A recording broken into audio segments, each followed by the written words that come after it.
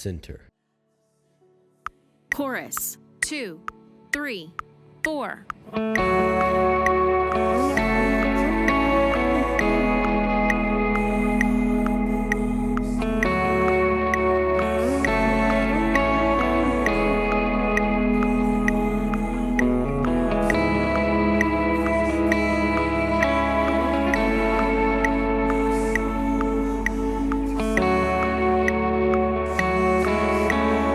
Verse 2. Drums in.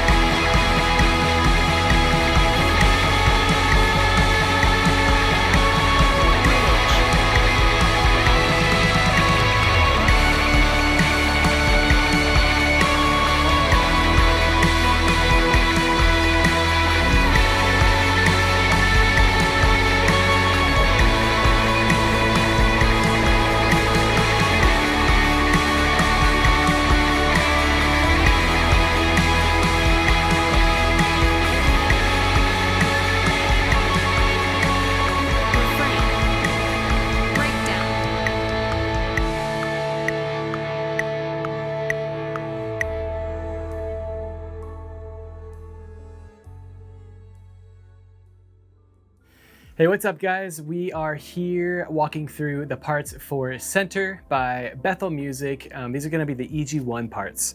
I'm just gonna run through a couple of the tones, not necessarily the parts that I'm playing because you can see that in the video, but just a couple of tones to kind of focus on. As we go into the first chorus, this is where we first come in. We're gonna be on the bridge position with a clean tone, no drive, with a light eighth note reverb, not dotted eighth like we typically can do in worship, and a medium-ish reverb, and that's gonna sound like this.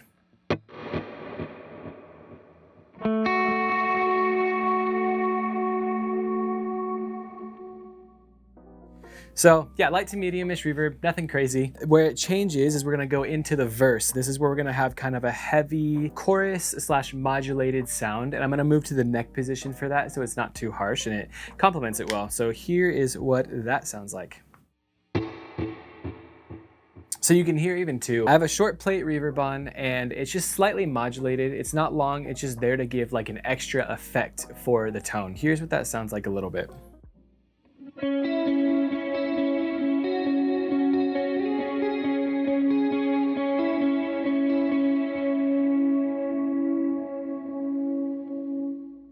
So I have a pretty deep chorus effect on, but I think it really helps with just emphasizing this part and making it stand out because it's such a fun part. We then go into chorus 2. The only difference about this one from the tone in the beginning is we're actually gonna stay on the neck position, and I'm just gonna add like a first stage drive, kind of like a boost, just to give a little bit more emphasis, but here's what that sounds like.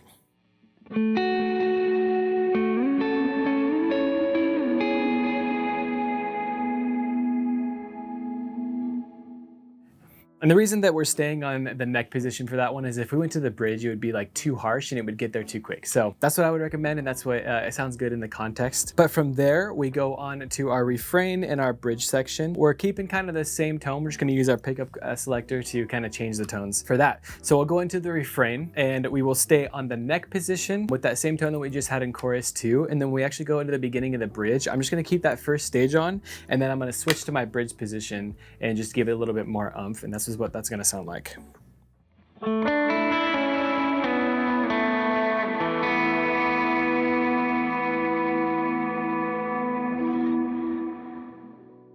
So we'll do that for 2 bridges until we start to build it a little bit. And then I'm gonna switch to a little bit more of like a second stage drive just to give a little bit more emphasis on that moment. And here's what that sounds like.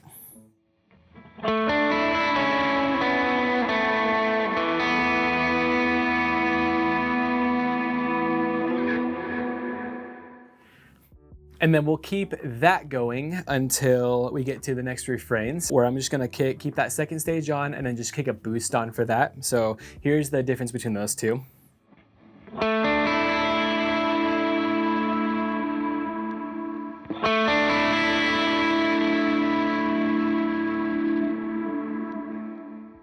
So you can just hear a slight lift in that moment and just gives us a little bit more texture and lets us push through just a little bit more. When we get to this last big bridge, we're doing the trem picking. I'm actually kicking on my third stage drive in addition to the second stage drive. And I have a really big reverb in this moment too, that I actually brought the dry tone down of my guitar by like 30%. Not anything crazy, but enough to where we're still getting the attack, but you're getting a little bit more of that trem picking sound. So this is what that sounds like.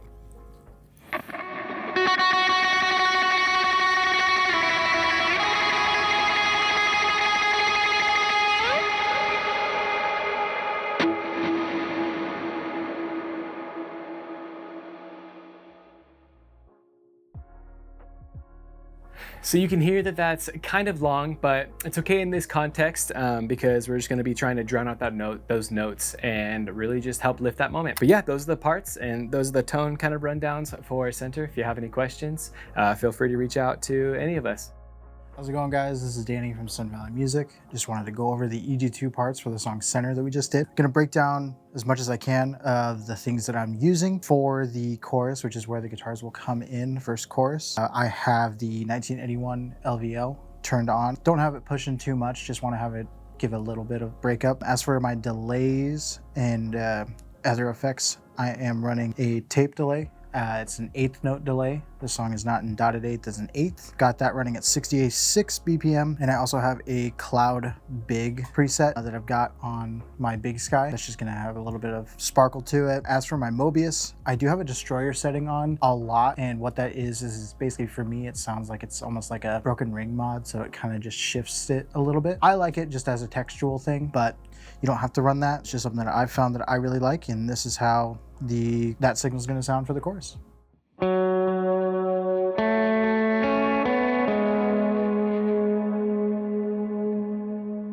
So that's going to be the main tone that I have for both choruses. I'm not changing anything between chorus 1 and chorus 2. For the verse coming out of the chorus, I am going to switch my delay, keep on the LVL at where it's at. For the delay, I'm using a dual delay. It is an eighth note on one side, and on the other side, it is a 3/2 with a little extra repeats. And this is what that will sound like.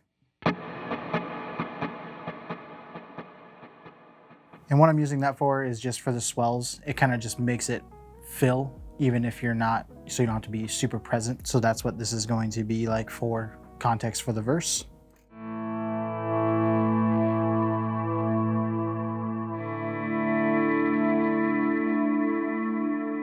Just kind of carries it a little bit more. It brightens up and spreads out the reverb, and also it gives a real nice like kind of back and forth delay effect, which I really, really like. Like I said, chorus going straight back to the tape eighth delay and keeping on the LVL. Once we get to the bridge, what I'm going to be using is switching off the LVL and turning on my daily driver. I'm keeping all of my like wet effects the same going into the bridge for the picking part here, and this is what that's going to sound like. It's going to be just a little bit more broken up and kind of digging into it. This is going to be the part that you're going to be playing during the bridge.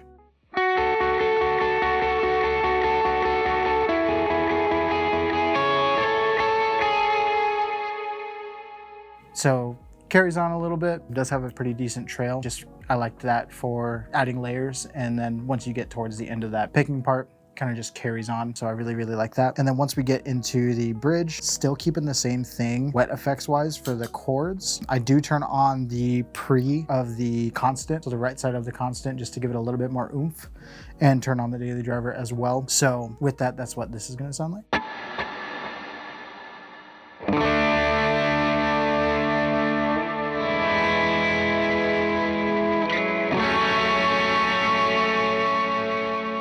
So it just kind of makes it a little bit more warm when I add that pre, especially when you're doing chords. Fills up as much space as possible, keeping the delays and everything the same as well, especially because you're doing just single strums. It'll just carry and fill as much as you can. Once we get to the next sets of bridges, I'm only switching over my drives. So I turn off the daily driver and I'll turn on the left side of the constant, so the main drive, once we get into like the power chords. So that's what this is going to sound like.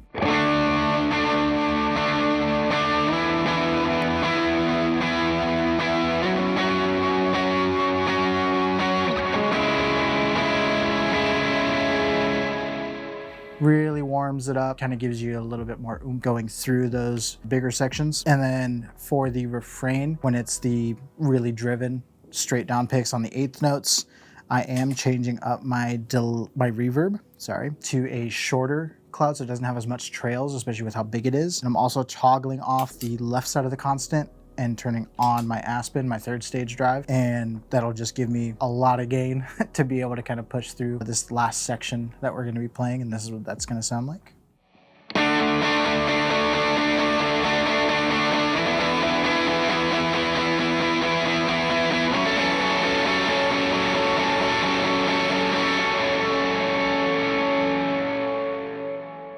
And that's going to be what I'm at for the rest of the song until we come down. So just really big, really out there, definitely wanting to punch through as much as you can and build like a good solid bass layer. But that's going to be everything that I've got here. If you have any questions, just let us know, and have a great rest of your day.